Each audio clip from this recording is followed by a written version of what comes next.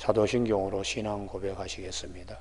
나는 전능하신 아버지 하나님 천지의 창조주를 믿습니다. 나는 그의 유일하신 아들 우리 주 예수 그리스도를 믿습니다. 그는 성령으로 잉태되어 동정녀 마리아에게서 나시고 본디오 빌라도에게 고난을 받아 십자가에 못 박혀 죽으시고 장사된 지 사흘 만에 죽은 자 가운데 다시 살아나셨으며 하늘에 오르시어 전능하신 아버지 하나님 우편에 앉아 계시다가 거기로부터 살아있는 자와 죽은 자를 심판하러 오십니다. 나는 성령을 믿으며 거룩한 공교회와 성도의 교제와 죄를 용서받는 것과 몸의 부활과 영생을 믿습니다. 아멘. 오늘 아침에 하나님께서 우리에게 주시는 말씀은 시편 30편 말씀입니다. 1절에서 5절까지 봉독하고 11절 말씀 제가 받들어 봉독하겠습니다. 여호와여, 내가 주를 높일 것은 주께서 나를 끌어내사 내 원수로 하여금 나로 말미암아 기뻐하지 못하게 하심이니이다. 여호와 내 하나님이여, 내가 주께 부르짖음에 나를 고치셨나이다. 여호와의 주께서 내 영혼을 수월에서 끌어내어 나를 살리사 무덤으로 내려가지 아니하게 하셨니이다. 주의 성도들아, 여호와를 찬송하며 그의 거룩함을 기억하며 감사하라. 그의 노염은 잠깐이요 그의 은총은 평생이로다. 저녁에는 울음이 깃들지라도 아침에는 기쁨이 오리로다. 11절 주께서 나의 슬픔이 변하여 내게 춤이 되게 하시며 나의 베옷을 벗기고 기쁨으로 띠띠우셨나이다. 아멘. 마지막 11절에 주께서 나의 슬픔이 변하여 내게 춤이 되게 하시며 나의 베옷을 벗기고 기쁨으로 띠띠우셨나이다. 탄식을 찬송으로 바꿔주시는 은혜라는 제목으로 말씀을 나누겠습니다. 우리가 대개 보면 눈앞에 절망스러운 일이 있을 때에 그걸 전부로 여기기 쉽습니다. 이것이 우리 인간 자신들이 갖고 있는 절망과 그리고 낙심입니다. 어느 철학자는 절망은 죽음에 이르게 하는 병이라고까지 지적한 바 있습니다. 우리가 하나님을 의지하지 않을 때는 인간은 절망할 수밖에 없지요. 우리 출애굽의 과정을 보면 출애굽기 14장에서 뒤에는 바로 군대가 찾아오고 앞에는 홍해바다가 가로놓였을 때 이스라엘 백성들은 모세를 원망하고 그리고 그들의 매장지가 없어서 여기까지 나와서 물에 수장시키려 하느냐고 절망에 사로잡혀 있었습니다. 그러나 하나님께서는 그 절망 가운데 그 절망스러운 이스라엘 백성들을 홍해바다의 길을 열므로써 춤이 되게 하고 기쁨이 되게 했습니다. 그래서 출애굽기 14장 다음에 15장이 모세의 노래가 있습니다. 그 모세의 노래를 보면은 내가 여호와를 찬송하리니 그는 높고 영화로우시며 말과 그 탄자를 바다에 던지셨음이로다. 여호와는 나의 힘이요 노래시며 나의 구원이시로다. 그는 나의 하나님이시니 내가 그를 찬송할 것이요 내 아버지 하나님이시니 내가 그를 높이리로다. 이렇게 노래 부르고 있습니다. 그래서 하나님께서는 하나님의 백성을 창조하신 이유가 이사야 43장 21절에서 내가 이 백성을 지은 것은 나를 찬송하기 위함이라고 말씀하셨어요. 어떻게 찬송하는가? 절망 가운데도 하나님께서 기쁨의 길을 열어주시는 하나님. 그래서 하나님은 살아계시는구나 이렇게 찬송하게 하기 위하여 하나님의 백성을 지으셨다고 그렇게 말씀하고 있습니다.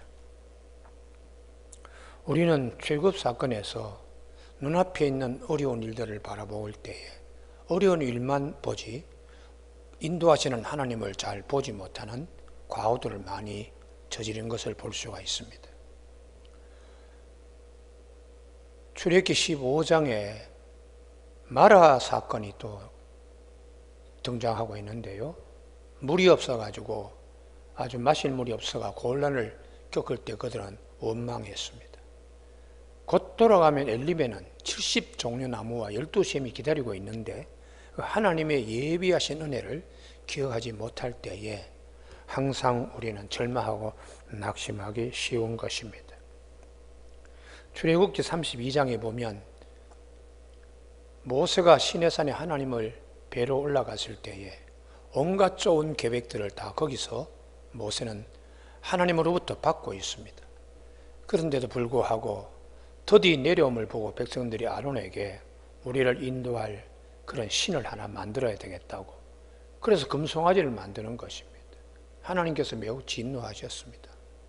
물론 모세의 중보기도를 하나님 다시 그 진노를 푸시고 이스라엘 백성들을 인도하시고, 출애굽기 제일 마지막에 성막이 완성되었을 때에 그 성막에 구름이 덮이고 여호와의 영광이 가득 찼다고, 정말 이루 말할 수 없는 큰 기쁨으로 그들에게 옷 입혀주신 하나님이십니다.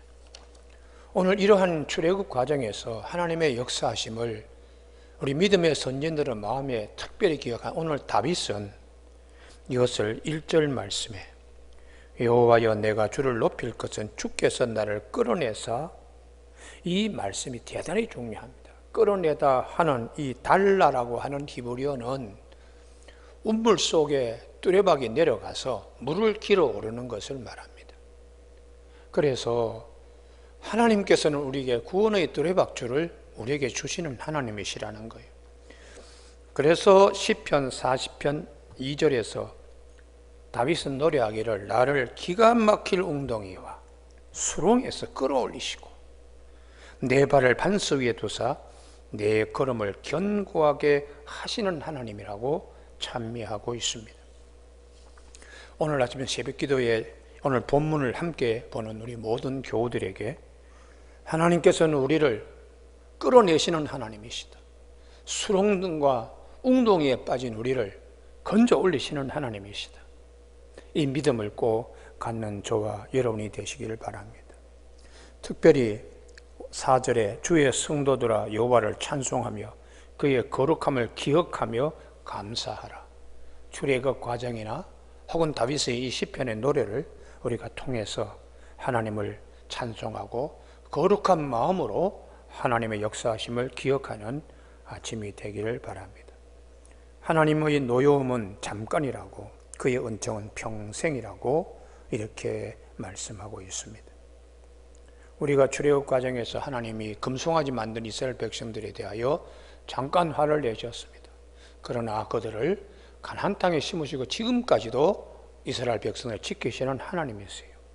은총은 평생이고 영원합니다. 저녁에는 울음이 깃들지라도 아침에는 기쁨이 찾아온다고요.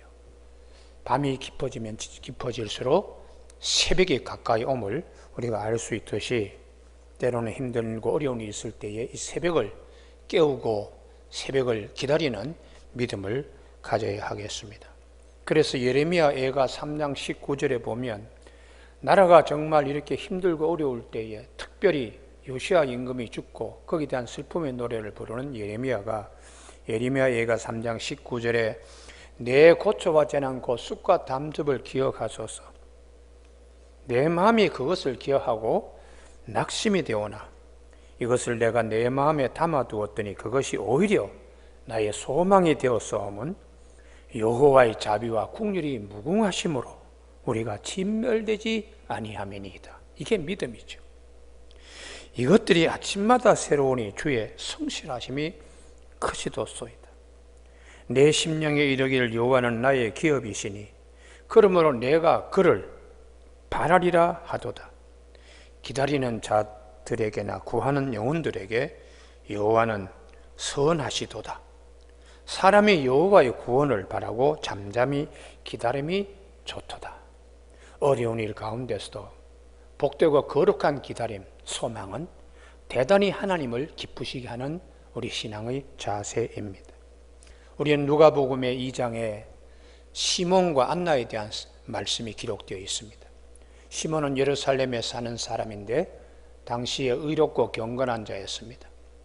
하나님께서 이스라엘의 위로를 기다리는 시몬에게 이제 주님께서 그에게 찾아오심을 성령을 통해서 말씀해 주고 있습니다.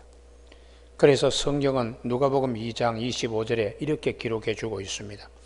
예루살렘에 시몬이라 하는 사람이 있으니 이 사람은 의롭고 경건하여 이스라엘의 위로를 기다리는 자라. 성령이 그 위에 계시더라. 그가 주의 그리스도를 보기 전에는 죽지 아니라 하신 성령의 지시를 받았더니 성령의 감동으로 성전에 들어가매 마침 부모가 율법의 관례대로 행하고자 하여 그 아기 예수를 데리고 오는지라. 시몬이 아기를 안고 하나님을 찬송하여 이르되 주제여 이제는 말씀하신 대로 종을 평안히 놓아 주시는도다. 내 눈이 주의 구원을 보았사오니. 이렇게 기록하고 있습니다. 우리는 오래 기다리고 믿음으로 기다리고 소망으로 기다리는 자, 당시의 로마의 압정과 폭력 가운데서 오직 하나님의 위로하심과 하나님께서 소망을 주시는 하나님께서 구주 예수 그리스도를 보내주신 믿음으로 기다리던 이 시몬이 아기 예수를 품에 안고 감격하며 이제는 죽어도 좋습니다 하는 고백의 시편이 누가복음 2장에 기록되어 있습니다. 또 안나라고 하는 36절 이하에 아셀지파 바누엘의 딸 안나라 하는 선지자가 있어 나이가 매우 많았더라. 그가 결혼한 후 7배 동안 남편과 함께 살다가 과부가 되고 84세가 되었더라. 이 사람이 성전을 떠나지 아니하고 주야로 금식하며 기도함으로 섬기더니 마침 이때에 나와서 하나님께 감사하고 예루살렘에 속량을 바라는 모든 사람에게 그에 대하여 말하니라. 예수님을 보고서는 이 안나라고 하는 이 나이 많으신 이 할머니는 아주 기뻐하며 감사했다는 것이죠. 우리 삶 가운데 하나님께서 우리에게 주시는, 내가 정말 힘들고 어려울 때에 위로부터 구원의 두레박줄이 내려와서 우리를 건지시는 하나님의 역사가 있습니다. 그렇기 때문에 오늘 시편 30편 11절에 주께서 나의 슬픔이 변하여 내게 춤이 되게 하시며 나의 베옷을 벗기고 기쁨으로 띠띠우셨나이다. 항상 이 믿음을 가지고 다윗은 그날에 성전의 주인 되시는 예수님께서 언젠가는 베들레헴 땅에 올 것을 마음에 새기면서 예루살렘에 주의 몸된 성전 세우는 일에 늘 언젠가는 성전이 건축되고 낙성되어서 하나님께 영광을 돌리는 날이 올 것이라는 믿음을 가지고 이 시편을 노래 불렀습니다. 이 시편 30편은 29편과 함께 서로 짝을 이루는 성전 낙성가라고 그렇게 소제목에 되어 있습니다만은 우리는 성전의 주인 되시는 예수 그리스도께서 언젠가는 우리에게 찾아오신다는 믿음을 가지고 다윗은 힘들고 어려운 일이 있고 많은 사람들 앞에 수모를 겪는 바세바 사건이라든지 인구 조사로 인하여 많은 군사들이 죽어나갈 때도 소망을 잃지 않았습니다.